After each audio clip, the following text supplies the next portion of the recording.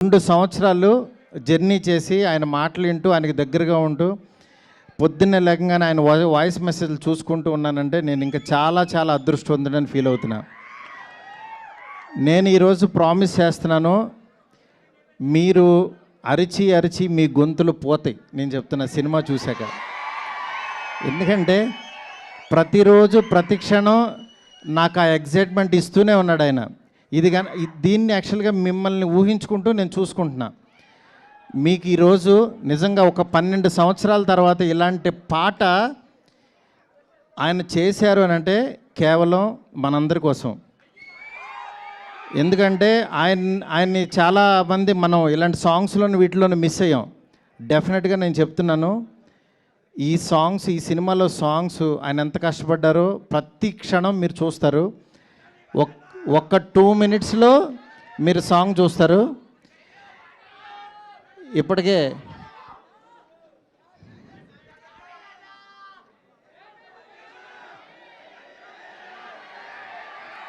మీకు ఓపిక ఉందా, ఇంకొక 5 మినిట్స్ పడుతుంది అంటున్నారు, చెవిలో చెప్తున్నారు. ఇంతసేపు వెయిట్ చేసినందుకు నిజంగా చాలా చాలా థ్యాంక్స్.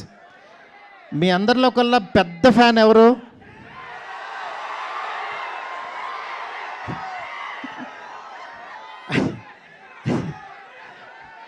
అంటే గొప్ప ఫ్యాన్ ఎవరంటే అంటే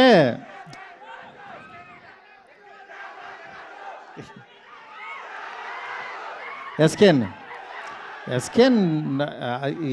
మా మనిషి ఫ్యానే, దాని నుంచి అది. మీ అందరిలోకి పెద్ద ఫ్యాన్ ఎవరండి?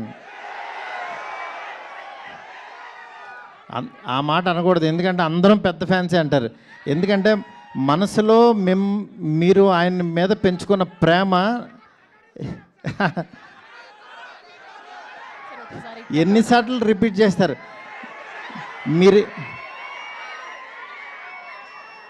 మీరిచ్చింది నేను అది ఆల్రెడీ అది ఎన్నిసార్లు చూసుకున్నాను.